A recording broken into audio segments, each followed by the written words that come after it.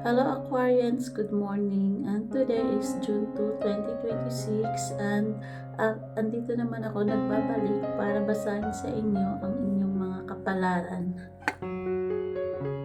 So ngayong araw, Aquarius ay may mga positibong pagkakataon na maaaring dumating nang hindi mo inaasahan.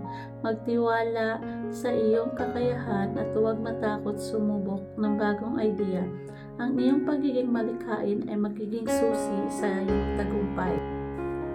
At kung sa pag-ibig naman, kung ikaw ay may karelasyon, magandang araw ito para sa malalim na pag-uusap at pag-uunawa sa isa't isa. Kung single ka naman, may posibilidad na may taong magpakita ng special na interes sa iyo, maging bukas sa bagong koneksyon. At kung tungkol naman sa pera, magandang panahon upang suriin ang iyong mga gastusin. Iwasan ang mga biglaang pagbili at pag-isipan muna ang mga desisyon tungkol sa pera. May maliit na pagkakataon para sa dagdag na kita o magandang balita tungkol sa pananalapi.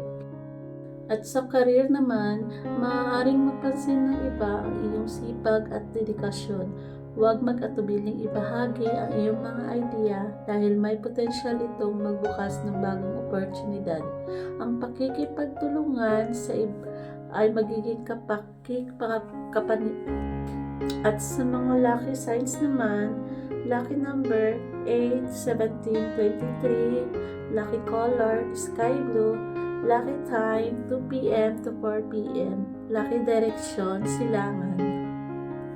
Tinatanggap ko ang mga bagong oportunidad at tiniwala ako sa aking kakayahan na magtagumpay.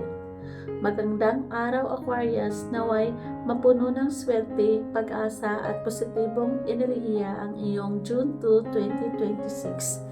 Thank you!